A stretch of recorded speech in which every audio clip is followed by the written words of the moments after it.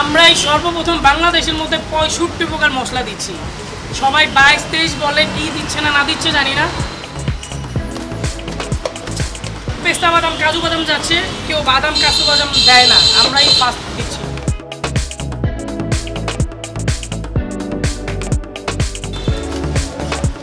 এটা চীনা বাদাম। থাই জিরা বাংলাদেশের মধ্যে কোথাও দেয় না, ইন্ডিয়া থেকে ইম্পোর্ট করা হয়েছে। আমাদের বাংলাদেশের ঐতিহ্য দেশি পেঁয়াজ দিয়ে দিচ্ছি। এই যে ৬৫ প্রকার মশলা ইন্ডিয়ার থেকে আনা হয়েছে। মানুষের ২০-২২ বলতেই খালি ছিল, কিন্তু জেনুইন নাকি এই যে আমি ফার্স্ট টাইম দিচ্ছি। এটা আমাদের থাই আদা বলে, এমনি যে দেশি আদা এটা কিন্তু থাই আদা।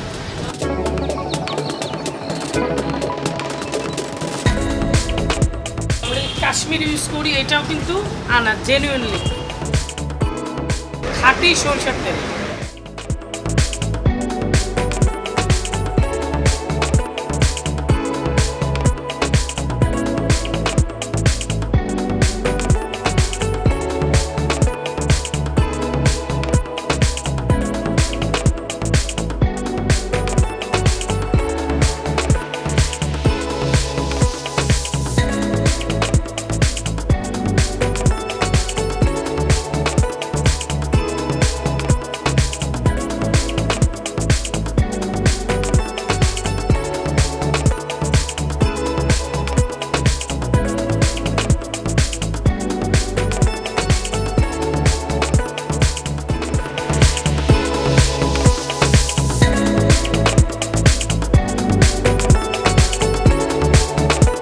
টোটাল বাংলাদেশের মধ্যে সর্বপ্রথম বিফ হান্ডি আমি রেসিপি আনছি। আনার পরে দেখি আমি অফ ডে ছিলাম, আবার দিল্লিতে চলে গেছি। আমার দ্বারা এখন অনেক মানুষে করতেছে, গেলে পুরো ঢাকা ৫০ থেকে ৪০ জায়গার মধ্যে এখন বিফ হান্ডি করে, কিন্তু এক একটা টেস্টে যে বেসিকলি যেই টেস্টটা থাকার দরকার এই টেস্টটা কিন্তু নাই।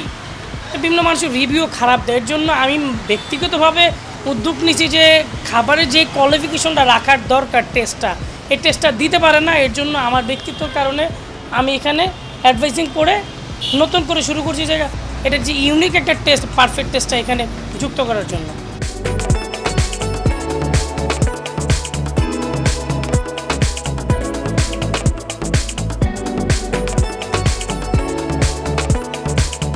এটা আসলে অ্যাকচুয়ালি এটা যে যাত্রা শুরু হয়েছে, আমরা আশা করছি যে এটা শুধু ঢাকায় বিরাজ করছে। এখন ঢাকায় শুধু না, অন্যান্য বিভাগীয় শহরেও এর শাখা যাওয়ার চিন্তা রয়েছে।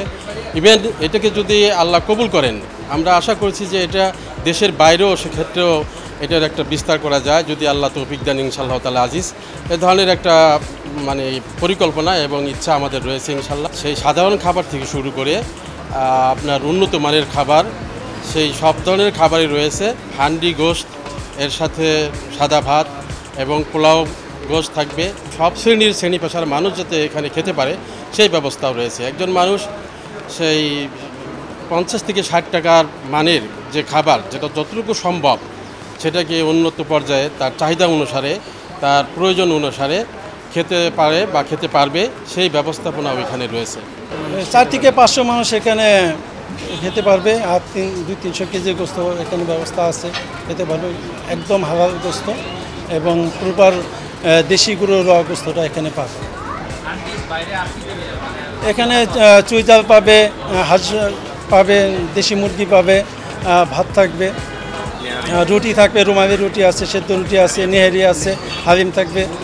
আসলে আমরা যে গ্যাসে রান্না করা খাবার খেয়ে থাকি, সেই খাবারগুলিতে অনেক সময় আমাদের গ্যাস হয়ে থাকে। আর আমাদের এই মাটির চুলার খাবারটা মানুষকে ঐতিহ্যভাবে যে স্বাদটা সেটা পাবে, এবং এই খাবার খাওয়ার পর মানুষের কোনো সাইড ইফেক্ট হবে না।